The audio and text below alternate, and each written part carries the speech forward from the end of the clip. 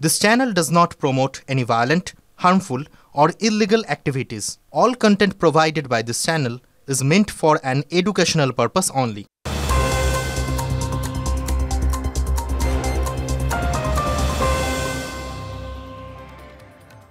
দেখছেন টিভি 9 বাংলা, আপনাদের সঙ্গে রয়েছে আমি মধুকল্পিতা। নজর রাখতেই হবে নবদ্বীপের দিকে।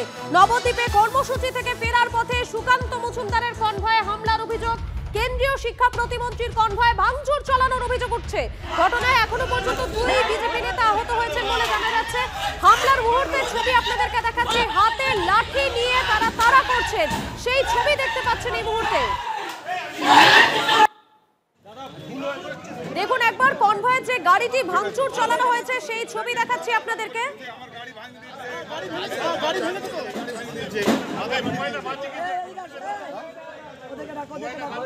দেখাচ্ছি সেই গাড়ির ছবি দেখাচ্ছি। কনভয় এই গাড়িটি ছিল এবং এই গাড়িতে সামনে এবং পেছনের কাঁচ ভেঙে দেওয়া হয়েছে, সেই ছবি আপনারা দেখতে পাচ্ছেন এই মুহূর্তে এক্সক্লুসিভলি টিভি 9 বাংলায়। আমাদের প্রতিনিধি সিজার মন্ডল রয়েছেন আমাদের সঙ্গে। সিজার, উত্তরবঙ্গে আমরা দেখলাম সাংসদ বিধায়কের ওপর হামলা, আর এবারে কেন্দ্রীয় শিক্ষা প্রতিমন্ত্রীর কনভয় হামলা, একেবারে ভেঙে গুড়িয়ে দেওয়া হয়েছে গাড়ি।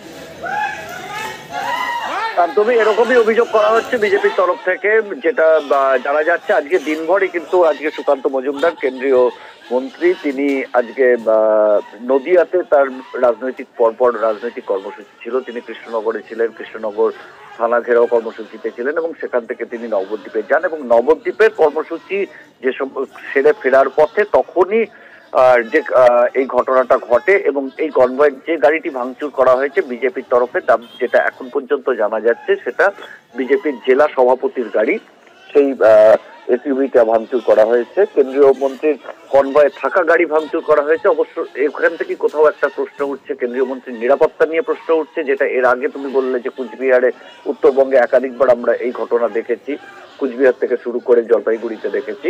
এবং সেই জায়গাতে দাঁড়িয়ে বিজেপির অভিযোগ এটা তৃণমূল কর্মী সমর্থকরা ভাঙচুর করেছে। যদি এখন পর্যন্ত তৃণমূলের তরফ থেকে কোনো প্রতিক্রিয়া পাওয়া যায়নি, বা অন্তত আমি এখন পর্যন্ত পাইনি, কিন্তু যেটা তৃণমূলের আনঅফিসিয়ালি যেটা দাবি করা হচ্ছে যে রাস মেলা চলছিল, রাসের একটা মারাত্মক ভিড় ছিল, সেই সময় এই কনভয়ের গাড়ি ব্যাক করার সময়, ব্যাক করে গাড়ি ঘোরানোর সময় সামান্য একটা দুর্ঘটনা থেকে স্থানীয় জনতার একটি অংশ হঠাৎ করেই ক্ষুব্ধ হয়ে ওঠে এবং সেখান থেকে ঘটনার সূত্রপাত হয় এবং সেটার রাজনৈতিক কোনো ঘটনা, এর মধ্যে কোনো অভিসন্ধি বা রাজনৈতিক কোনো আক্রমণ নয়, এমনটাই কিন্তু প্রাথমিকভাবে নদিয়ার তৃণমূলের তরফ থেকে একটা আনঅফিসিয়ালি একটা বার্তা দেওয়ার চেষ্টা করা হচ্ছে। যদিও এখন পর্যন্ত সরকারিভাবে তৃণমূল কোনো ধরনের অফিসিয়াল ভাষ্য এখন পর্যন্ত দেয়নি গোটা ঘটনা সম্পর্কে। প্রাথমিকভাবে মনে করা হচ্ছে যে নদিয়ায় পরপর যে কার্যক্রম, সেই কার্যক্রমের মধ্যে এই ঘটনা অবশ্যই কেন্দ্রীয় মন্ত্রী হিসেবে তার যে নিরাপত্তা সেটা একটা বড়ভাবে বিঘ্নিত হয়েছে এবং গোটা বিষয়টা যারা এই নিরাপত্তার দায়িত্বে রয়েছেন, অর্থাৎ সুকান্ত মজুমদারের নিরাপত্তা কেন্দ্রীয় বাহিনী, তারা একটা ইতিমধ্যে রিপোর্ট তৈরি করে তারা স্বরাষ্ট্র মন্ত্রকে পাঠাচ্ছেন, কারণ কেন্দ্রীয় মন্ত্রীর কনভয় হামলা গোটা বিষয়টাই কিন্তু স্বরাষ্ট্র মন্ত্রকের তরফ থেকে গোটা বিষয়টাতেই নজর রাখা হচ্ছে।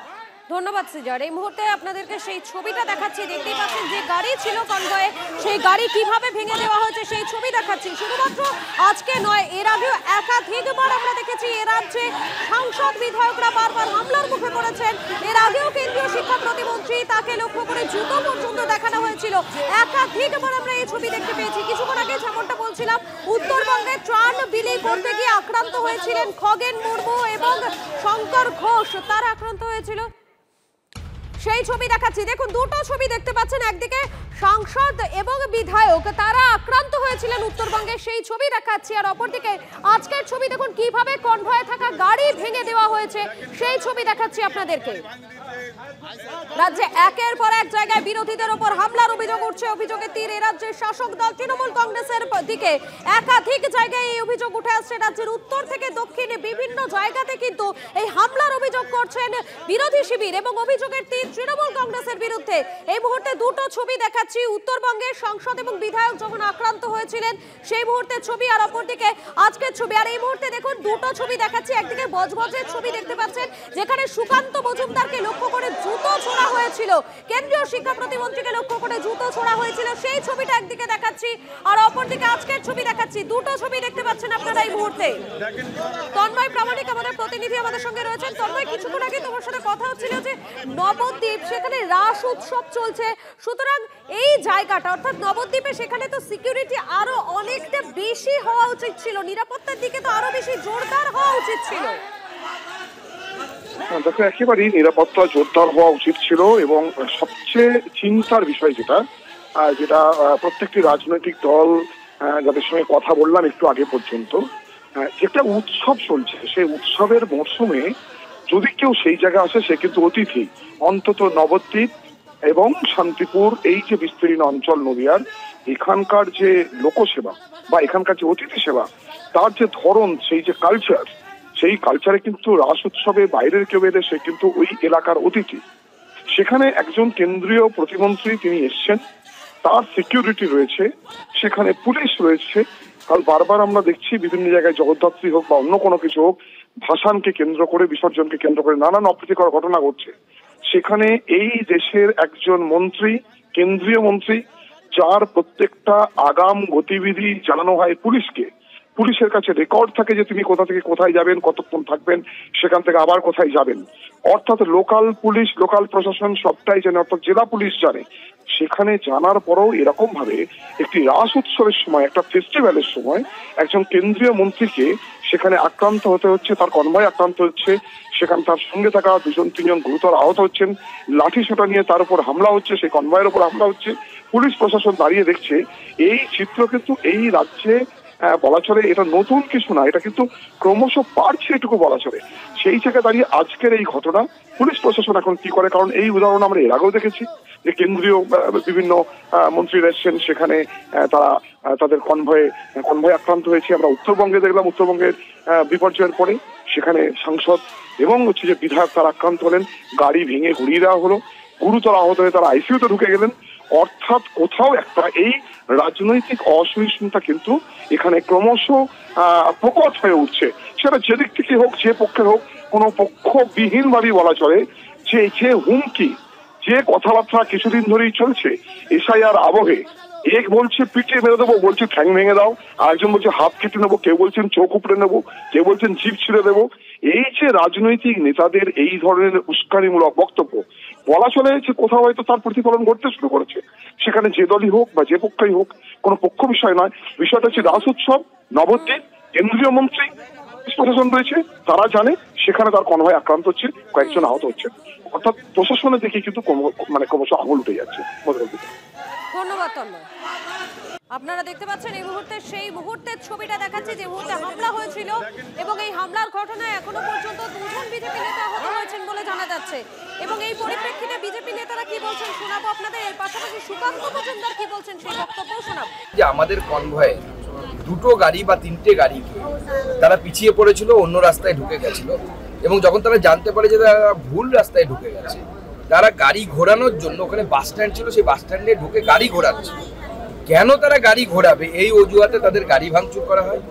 আমাদের জেলার এই দক্ষিণ জেলার যিনি জিএস শ্যামাপদ বিশ্বাস, তাকে মারধর করা হয়, আমাদের ড্রাইভারদেরকে মারধর করা হয়। নবদ্বীপ টাউনের প্রাক্তন সভাপতি শশধর নন্দী, তাকে মারধর করা হয়। যুব মোর্চার একটি ছেলের আকাশ, তার মাথা ফাটিয়ে দেওয়া হয়। এই ধরনের ভয়ঙ্কর পরিস্থিতি, যেখানে গণতন্ত্র নেই, শান্তি শৃঙ্খলা বলে কিচ্ছু নেই, অ্যাডমিনিস্ট্রেশন বলে কিচ্ছু নেই, এই ধরনের পরিস্থিতি তৃণমূল কংগ্রেসের তরফ থেকে তৈরি করার একটা চেষ্টা করা হচ্ছে। কোনো প্রতিক্রিয়া দেওয়ার আর কোনো ভাষা নেই, কারণ এটা নিত্যদিনের ক্রিয়া হয়ে দাঁড়িয়েছে। বিরোধীদের ওপর হামলা, মুশকিল হচ্ছে এত বড় বড় কথা বাজারে চলে যে আমরা নাকি সেটিং, দিদি মোদি সেটিং, কিন্তু একবারও আমরা সিপিএম এর উপর হামলা হতে দেখলাম না, একবারও কংগ্রেসীদের উপর হামলা হলো না। হ্যাঁ, অথচ প্রতিদিনই কোথাও না কোথাও আমাদের কর্মী নেতৃত্ব তাদের উপর হামলা হচ্ছে। এটা অত্যন্ত দুর্ভাগ্যজনক, এবং আমি বলবো কেন্দ্রীয় সরকার দিস ইজ হাই টাইম। এরপর যদি কেন্দ্রীয় সরকার এগুলোর বিরুদ্ধে ব্যবস্থা না নেয়, জঙ্গলের শাসন চলছে, জঙ্গলে এসআইআর কিচ্ছু হবে না আলটিমেটলি যদি এদের বিরুদ্ধে কঠোর ব্যবস্থা না নেয়। এ রাজ্যে আইনের কোনো শাসন নেই, তো যেখানে আইনের শাসন নেই সেখানে আমরা যারা তৃণমূলের বিরোধিতা করছি, আমি জানতে চাই তাদেরও কি বাঁচারও অধিকার নেই? একটা নেতাদের যদি এরকম অবস্থা, তাহলে কর্মীদের কি হবে? কদিন আগে খগেন মুর্মুকে মারলো, তারপরে আমরা দেখেছি শুভেন্দু বাবুর গাড়ির ওপরে হামলা হয়েছে। এটা তো প্রত্যেক দিনকার একটা করে বিষয় হয়ে দাঁড়াচ্ছে। কোথাও একটা থামা উচিত, আর থামবে না এদের থামানো উচিত। এই রাজ্যে যখন মন্ত্রীর নিরাপত্তা নেই এবং মন্ত্রীর ওপর, মন্ত্রীর কনভয়ের ওপর এইভাবে পরিকল্পিত হামলা চলছে, তখন স্বাভাবিকভাবেই বুঝতে হবে যে এই রাজ্যে একটা জঙ্গলের রাজত্ব চলছে এবং পুলিশ প্রশাসন সম্পূর্ণ এই যে হামলা, এই হামলার সাথে যুক্ত, নইলে এই জাতীয় হামলা হতে পারে না। নির্বাচন কমিশনের পরিসংখ্যানে বিস্ফোরক তথ্য। গত 23 বছরে রাজ্যের সীমান্তবর্তী জেলায় অস্বাভাবিক ভোটার বৃদ্ধি। 2002 থেকে 2025-এর মধ্যে রাজ্যে ভোটার বৃদ্ধির গড় 67.28%। কিন্তু রাজ্যের একাধিক জেলায় গড় অনেক বেশি। ভোটার বৃদ্ধির গড়ে সেঞ্চুরি করে তাক লাগিয়ে দিয়েছে উত্তর দিনাজপুর জেলা। ভোটের হাওয়া প্রবল বেগে বইতে শুরু করেছে রাজ্যে। সৌজন্যে এসআইআর। নিবিড় সমীক্ষার পর বাংলার ভোটার লিস্টে কত নাম থাকবে আর কত বাদ যাবে তা নিয়ে এপক্ষ ওপক্ষের লড়াই তুলবে। বিহারে যদি 50 লাখ বাদ যায়, এখানে 1,25,00,000 বাংলাদেশি মুসলমান আর রোহিঙ্গা বাদ যাবে। আপনাদের ক্ষমতা থাকলে আপনারা এসআইআর করার পরেও তৃণমূল কংগ্রেসের যা ভোটের আসন ছিল 2021 সালে, একটা হলেও বাড়াবো, কমার জায়গায় নেই। এসআইআর শুরু হতে একটা জিনিস পরিষ্কার, রাজ্যে অনেক বাংলাদেশি নাগরিক অবৈধভাবে আছেন, এমনকি তাদের নামও ভোটার লিস্টে উঠেছে। ছবি যখন এই কথা বলছে, তখন নির্বাচন কমিশন যে পরিসংখ্যান দিচ্ছে তা চমকে দেওয়ার মতো। তথ্য বলছে 2002 থেকে 2025-এর মধ্যে গোটা রাজ্যের সীমান্তবর্তী এলাকায় অস্বাভাবিকভাবে ভোটার বৃদ্ধি পেয়েছে। পরিসংখ্যান অনুযায়ী 2002 থেকে 2025 23 বছরে বাংলায় ভোটার বৃদ্ধির হার 67.28%। রাজ্যের গড় ভোটার বৃদ্ধির থেকে সীমান্তবর্তী জেলায় বৃদ্ধির হার বেশি। 23 বছরে উত্তর দিনাজপুরে ভোটার বৃদ্ধি 105.5%। মালদায় ভোটার বৃদ্ধির হার 95%। উত্তর ও দক্ষিণ 24 পরগনায় ভোটার বৃদ্ধির হার যথাক্রমে 83% ও 72%। 23 বছরে জলপাইগুড়িতে ভোটার বৃদ্ধি 82%। শুধু জেলা ভিত্তিক নয়, বাংলায় বছর ভিত্তিক ভোটার বৃদ্ধির হারও বেশ চমক দেওয়া। 2002 থেকে 2009 ভোটার বৃদ্ধি 12%। 2009 থেকে 2017 ভোটার বৃদ্ধি 21.8%। 2017 থেকে 2025 ভোটার বৃদ্ধি 12.5%। 2002-তে বামেরা যখন লাস্ট রিভিশন হয়েছিল, বামেরা বলেছিল বাদ গেলে আমরা কি করব, হ্যাঁ আমাদের চিন্তার কারণ নেই, ঠিক আছে। তো এখন যারা আছে তারা চিন্তা করছে, মানে তারা বুঝতে পারছে যে এই ভুতুড়ে ভোটারের একটা বড় অংশকে তারা মানে ভোটের তাদের হয়ে ভোটটা দিয়ে দিয়েছে, এটাই তারা নিশ্চয়ই ঘটেছে, নাহলে এত ভয় পাওয়ার কি আছে। এই ভোটার বৃদ্ধির হারের কারণ কি সত্যি অনুপ্রবেশ? আর সেটাই যদি হয় তাহলে কি ব্যাপক সংখ্যক ভোটারের নামে কোপ পড়তে চলেছে? এই ভোটটা বেরিয়ে গেলে dead voter, double triple entry, Rohingya, অনুপ্রবেশকারী, তাহলে যে ভোটার লিস্ট তৈরি হবে সেই ভোটার লিস্টে আমি ব্যক্তিগতভাবে মনে করি তৃণমূল কংগ্রেসের 2026-এ আর ক্ষমতায় ফিরে আসার কোনো সম্ভাবনা থাকবে না। বিজেপি তো জিতেছে হিন্দু শরণার্থীদের ভোটে, মমতা বন্দ্যোপাধ্যায়ের ভয় নেই, কারণ মমতা বন্দ্যোপাধ্যায় জানেন বাংলার 10.5 কোটি মানুষ তাকে পুনরায় নির্বাচিত করবে। ভয়টা বিজেপির যে মেন ভোট ব্যাংক, সেই ভোট ব্যাংকটা সরে গেলে, লিডার অফ অপোজিশন হতে গেলে যে 30টা আসন লাগবে সেটাও বিজেপির জুটবে না। একদিকে এসআইআর এর কাজ চলছে, অন্যদিকে রাজনীতির লড়াই, এর সঙ্গেই জুড়ছে পরিসংখ্যানের খেলা, যা বিতর্কের পালে হাওয়া দেওয়ার জন্য যথেষ্ট। শ্রাবন্তী সাহার রিপোর্ট, TV9 বাংলা। 2014-র পর আসা বাংলাদেশি শরণার্থীদের ভয় নেই, দাবি সুকান্ত মজুমদারের। 2014-র পর যারা এসেছেন তারা সিএএ-তে আবেদন করবেন। 2014-র পর যারা এসেছেন তাদেরও চিন্তার কোনো কারণ নেই, 12 বছর থাকলেই নাগরিকত্বের আবেদন করতে পারবেন। বাংলাদেশ থেকে আসা শরণার্থীদের নাগরিকত্ব নিয়ে দাবি কেন্দ্রীয় শিক্ষা প্রতিমন্ত্রী। সিএএ ক্যাম্পে যাওয়া মানে নিজের নাগরিকত্ব হারানো, পাল্টা দাবি কুণালের। 2014 সালে পরে যারা এসছেন তাদের জন্য আমরা চিন্তাভাবনা করছি। তাদের আপাতত আমাদের কেন্দ্র সরকার যে নিয়ম করেছে, যে রুলের ফরেনার্স অ্যাক্টে যে পরিবর্তন এসেছে, সেই পরিবর্তনের উপরে ভিত্তি করে তারা ভারতবর্ষে নিশ্চিন্তে থাকতে পারেন।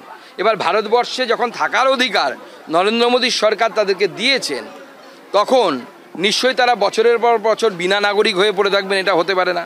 নাগরিকত্ব পাওয়ার অনেকগুলো উপায় আছে, CA 14 অবধি আছে। এছাড়াও নাগরিকত্ব পাওয়ার জন্য ন্যাচারালাইজেশন পদ্ধতি আছে, যার মধ্য দিয়ে 12 বছর থাকার পর আপনি ভারতবর্ষে 12 বছর থাকা সম্পন্ন হয়ে গেলে আপনি নাগরিকত্বের জন্য আবেদন করতে পারেন।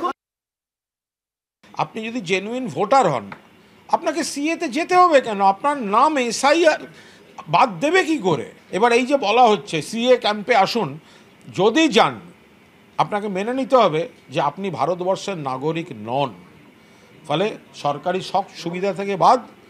সবচেয়ে বড় কথা, কোনো কারণে যদি তারপর এই সিএ কে কাকে দেবে কেউ কিচ্ছু জানে না, তারপর যদি আপনি সব কিছু থেকে বাদ যান, তাহলে ভারতবর্ষের নাগরিক না হয়ে ভারতবর্ষে থাকবেন কি করে? আমরা তো বলছি তো, মানুষকে বিভ্রান্ত করছে বিজেপি।